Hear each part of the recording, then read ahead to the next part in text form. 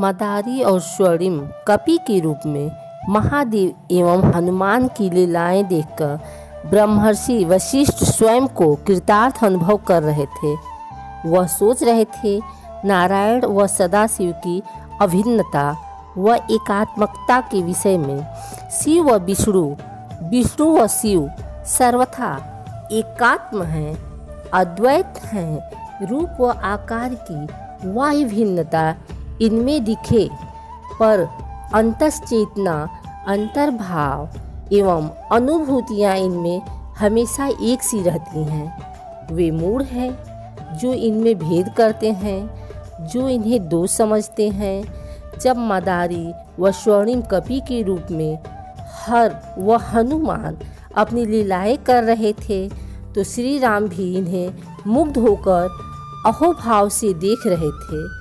वे सोच रहे थे कि कितने भक्त वत्सल हैं भोलेनाथ, मुझ पर कृपा करने, कृतार्थ करने अयोध्या तक आ पहुँचे। मर्यादाओं के बंधन ऐसे हैं कि मैं इनका सही से स्वागत, आवभगत भी नहीं कर पा रहा।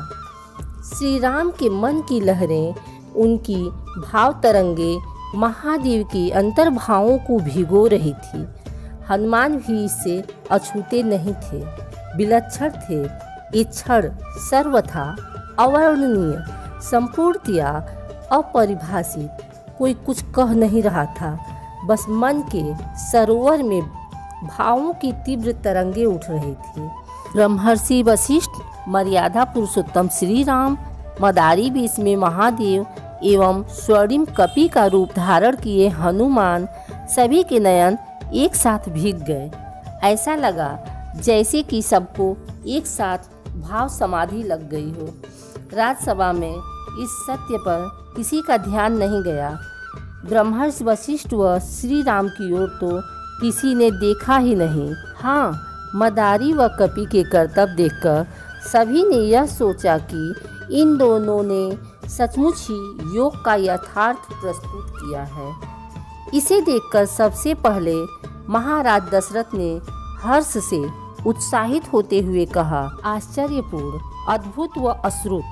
चक्रवर्ती नरेश के इन शब्दों को सुनकर पूरी सभा भी प्रसन्नता व प्रशंसा की एक साथ अभिव्यक्ति करने लगे। सभी की प्रसन्नता को देखकर महाराज ने श्री राम की ओर देखा और पूछा, पुत्र, तुम्हें कैसा लगा इनका यह खेल? इस पर श्री राम ने कहा, पिताश्री, मैं आनंदित होने के साथ भाव विभोर हूँ। वैसे मैं एक सत्य कह सकता हूँ कि इन मदारी का अपने कपि के साथ आना अयोध्या वासियों का सौभाग्य है। इनके किसी कार्य की समीक्षा कर सकना मेरे लिए संभव ही नहीं। श्री राम के इस कथन से महाराज बस इतना समझे कि उनके ज्येष्ठ पुत्र श्री राम मदारी व कपि के आगमन से प्रसन्न हैं। इस प्रसन्नता को अनुभव करके चक्रवर्ती नरेश दशरथ ने कहा, मदारी, तुमने अपने कपि के साथ मेरे पुत्रों व संपूर्ण सभा को आनंदित कर दिया है। मैं तुम्हें पुरस्कृत करना चाहता हूँ। तुम जो भी चाहो मांग लो। दशरथ के इस कथन पर ब्रह्मर्षि वशिष्ठ व श्री राम ने एक दूसरे की ओर देखा। आकाश में उपस्थित ब्रह्मा जी देवराजेंद्र देवगणों के साथ सोचने लगे कि संपूर्ण सृष्टि को निरंतर देने रहने वाले औढ़रदानी आशुतोष को भला कोई क्या दे सकता है? फिर ये मांगेंगे भी तो क्या? देवों की सोच ब्रह्मर्षि वशिष्ठ व श्री राम को असमंजस समझते हुए मदारी ने अपना डमरू बजाते हुए कहा, महाराज, जिनके पुत्र श्री राम हो वे किसी को कुछ भी देने में समर्थ हैं। हम ठहरे मदारी, मेरी आवश्यकता है ही कितनी। मैं और मेरा कपि दोनों के लिए अरण्य पर्वत सभी कुछ स्वतः ही दे देते हैं। सभी को पोषित करने वाली प्रकृति ने मेरे पोषण का दायित्व ले रखा है। फिर कुछ मांगने के लिए बचा ही क्या है? मदारी की इस निरपेक्षता ने महाराज को मुग्ध कर दिया। वह कहने लगे, मदारी, तुम तो सचमुच ही योगी व सन्यासी की तरह बातें कर रहे हो। माना कि तुम्हारी आवश्यकताएं नहीं हैं, लेकिन तुम्हारा अपना परिवार तो होगा, उसी के लिए कुछ मांग लो। महाराज दशरथ के इस कथन पर ब्रह्मर्षि वशिष्ठ, श्री राम एवं आकाश में उपस्थित देवगण सभी चौंक उठे। वे सोचने लगे, यह कैसी बात कह डाली महाराज ने। मदारी का परिवार अर्थात महादेव का परिवार, उनके परिवार का प्रत्येक सदस्य संपूर्ण ब्रह्मांड को मनचाहा वरदान देने में समर्थ है। उनकी धर्मपत्नी अर्थात राजराजेश्वरी भगवती अन्नपूर्णा माता पार्वती अकेले ही ब्रह्मांड को, इसमें बसने वाले प्रत्येक प्राणी को तुष्ट करने में सक्षम है। ज्येष्ठ पुत्र कार्तिकेय अपनी सामर्थ्य से देवों का भी संरक्षण करते हैं। उनके नाम से असुरता कंपित होती है, वह देवत्व संरक्षित संवर्धित होता है। उनके कनिष्ठ पुत्र गणेश शुभता की वरदाता हैं। इनके नाम स्मरण से ही विघ्न भागते हैं। इन्हें कोई क्या देगा भला। स्वयं महादेव, वे तो योगियों व यतियों के परम आराध्य हैं। सर्वथा निर्लेप, निर्विशेष व निर्विकार इनकी महिमा का बखान करना तो स्वयं शेष व शारदा के लिए कठिन है। त्रिभुवनपति त्रिपुरारी को भला त्रिभुवन में ऐसा क्या है जो दिया जा सकता है। उनकी इस सत्य से अनजान महाराज दशरथ उनसे कुछ लेने की हट कर रहे थे। ब्रह्मर्षि वशिष्ठ एवं श्री राम मर्यादावश कुछ भी नहीं बोल पा रहे थे। अंतर्यामी आशुतोष ने सभी के अंतर्भावों को पढ़ लिया। पढ़कर मुस्कुराकर और बोले, महाराज आप समर्थ हैं। आप यदि देना चाहते हैं तो कुछ ऐसा दीजिए जो आपकी गरिमा के अनुकूल हो। अवश्य मदारी, तुम बस मांगो। हम रघुवंशी अपने वचन पर सर्वथा अड़िग रहते हैं। सो तो सर्वविदित है महाराज। हालांकि मैंने महर्षियों के मुख से सुना है कि वचन के साथ विवेक अवश्य संयुक्त होना चाहिए। फिर भी आपका आभार प्रकट करते हुए मैं ब्रह्मर्षि वशिष्ठ एवं ज्येष्ठ कुमार श्री राम के सत्संग का आकांक्षी हूँ। यदि एक दिवस भी ब्रह्मर्षि व ज्येष्ठ कुमार के साथ रह सका तो मैं स्वयं को धन्य समझूंगा। मदारी ने कहा।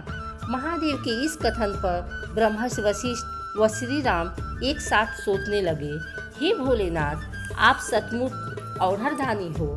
आपने मांग कर भी दे डाला। आप जैसा भक्तवत्सल कोई दूसरा नहीं प्रभु। महाराज दशरथ को मदारी की यह मांग विचित्र व अटपटी लगी। वह बोले, मदारी, तुम केवल योग विधियों का ही प्रदर्शन नहीं करते, बल्कि तुम्हारी अंतश्चेतना भी योगियों की ही भांति निर्मल है। मांगा भी तो क्या, बस सत्संग। हाँ, यह अवश्य है कि जो तुमने मांगा है उसे देने का अधिकार मेरे पास नहीं है। गुरुदेव वशिष्ठ ही आपकी इस मांग को पूर्ण कर सकते हैं। मैं इसके लिए उनसे प्रार्थना अवश्य कर सकता हूँ। इतना कहकर महाराज दशरथ ने ब्रह्मर्षि वशिष्ठ की ओर देखते हुए हाथ जोड़कर अपना सिर नवाया। यह देखकर ब्रह्मर्षि वशिष्ठ बोले, राजन, मुझे मदारी का प्रस्ताव सर्वथा स्वीकार है। मैं और वत्स राम इन मदारी के साथ एक दिवस अवश्य व्यतीत करेंगे। इन्हें अयोध्या का शुभ दर्शन कराएंगे। ये हमारे साथ सरयू तट पर भ्रमण करेंगे, राजोद्यान में वास करेंगे। वशिष्ठ की बात सुनकर महाराज ने कहा, गुरुदेव, मैं उपकृत हूँ। आपने मेरे वचन का मान रख लिया। इतना कहकर महाराज ने श्री राम की ओर देखा और बोले, पुत्र, तुम गुरुदेव के साथ रहकर इन मदारी व उनके कपि की इच्छा पूर्ण करो। वैसे भी ये हमारे अतिथि हैं। इनके आगमन से सचमुच राजसभा का और अयोध्या का वातावरण दिव्य हो गया है। भले ही इनका वेश मदारी का है, परंतु इनका आचरण योगियों का है। इनका सानिध्य निश्चित ही कल्याणकारी होगा। अपने पिता की इन बातों ने श्री राम को पुलकित व प्रसन्न कर दिया। वे तो स्वयं ही महादेव के सानिध्य के लिए उत्सुक थे। पिता की अनुमति ने उनकी आकांक्षा पूर्ण कर दी। जैसे उदाहरण स्वरूप ऋषि सुदीर्घ अपने आरण्यक में शिष्यों के साथ बैठे थे। शिष्यों ने प्रश्न किया, गुरुदेव, लगभग सभी नदियाँ पूजित हैं, पर सागरों को ऐसा सम्मान मिलता दिखाई नहीं पड़ता, ऐसा क्यों? ऋषि सुदीर्घ ने उत्तर दिया, प्रेम और सम्मान उन्हें मिलता है जो वितरण करते हैं, संग्रह नहीं। नदी सब कुछ खोते हुए भी बहती जाती है, जबकि सागर आप्लावित होते रहते हैं। जो देते हैं वे ही पाते हैं। शिष्यों को दान की महिमा ज्ञात हो गई। जय श्री कृष्ण।